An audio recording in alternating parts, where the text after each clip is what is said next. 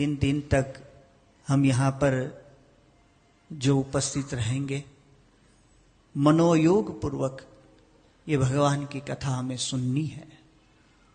उसमें से पारिवारिक जीवन के लिए भी उच्चतम मूल्य को राम कथा के माध्यम से हम सुनेंगे। एक श्रेष्ठ समझ दाम्पत्य जीवन में कैसी होनी चाहिए, उस विषय में भी यहां हम सुनेंगे।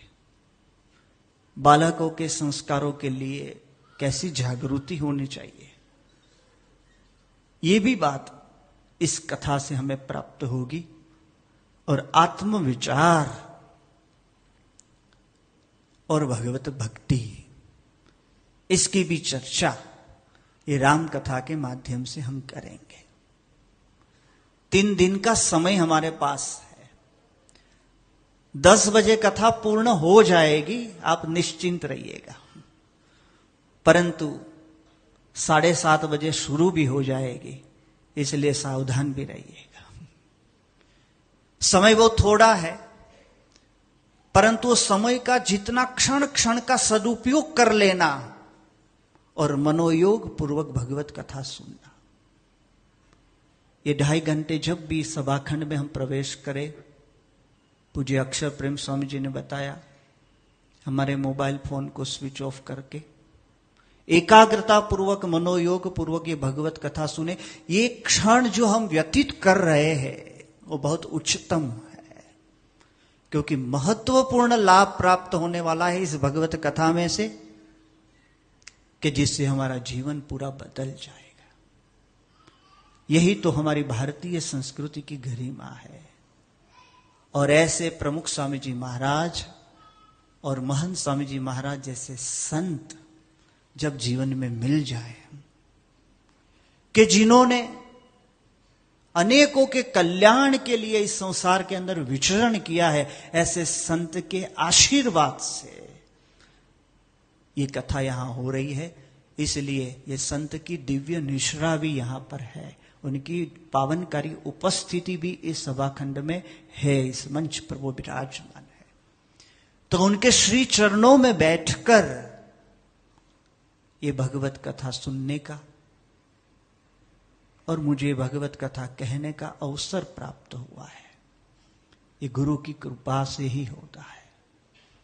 क्योंकि गुरु की कृपा के बगैर कुछ भी संभव नहीं है। इसलिए गोस्वामी जी प्रथम वंदन गुरु को करते हैं। और इस प्रकार से वंदन करते हुए गोस्वामी जी कहते हैं कि ये गुरु के चरण के नख वो मणि समान है, और उसकी ज्योति जिसको प्राप्त हो जाए, अर्थात गुरु के चरण की निश्रा जिसको प्राप्त हो जाए, उसका हृदय का अंधेरा दूर हो जाता है और उसको दिव्य दृष्टि प्राप्त होती है। ऐसे ये गुरु की महिमा है। और ऐसे संत इस संसार के अंदर जब विचरण करते हैं, बहुत बड़ा काम होता है। कई जीवों का उद्धार कर देते हैं, स्वयं कष्ट सहन करते हैं, स्वयं दुख सहते हैं, परंतु लोगों का कल्याण करते हैं। ये दयालुता, ये परोपकार, ये परमार्थ उनके हृदय में है। इसलिए गोस्वामी जी कहते हैं, ये संत के चरित्र की तुलना करते हैं। साधु चरित शुभ चरित कपासु, निरस विशद गुण मय फल जासु। जो सही दुख पर शीघ्र दुरावा, बंदनीय जेहि जग जस पावा। साधु चरित शुभ चरित कपासु, निरस विशद गुण मय फल जासु। जो सही दुख पर शीघ्र दुरावा, बंदनीय जेहि जग जस पावा, वंदनीय जेहि जग जस पावा, वंदनीय जेहि जग जस पावा। साधु चरित शुभ चरित कपासु। संत चरित्र की तुलना गोस्वामी जी ने की है कपास के फल के साथ। कपास का फल कैसा है? तिरस, उसमें कोई रस होता नहीं है, निरस है।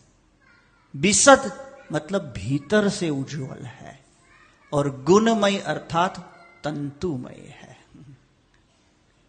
गोस्वामी जी कहते हैं साधु चरित शुभ चरित कपासु, निरस विशद गुणमय फल जासु।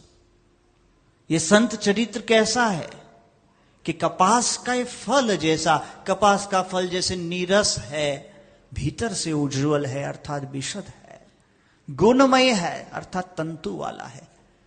जो सही दुख, ये कपास का फल है, वो दुख को सहता है, उसको काटने का दुख, उसको लोढ़ने का दुख, उसको बुनने का दुख, ये सब कुछ सहकर एक वस्त्र में बदल जाता है। जो सही दुख पर छिद्र दुरावा, और दूसरे के छिद्र को वो ढकता है, उसी प्रकार ये संत स्वयं कष्ट सहते हैं और संसार के छिद्र को ढकते हैं, हमें सुखी करते हैं। ऐसे ये संत स्वयं दुख सहते हैं।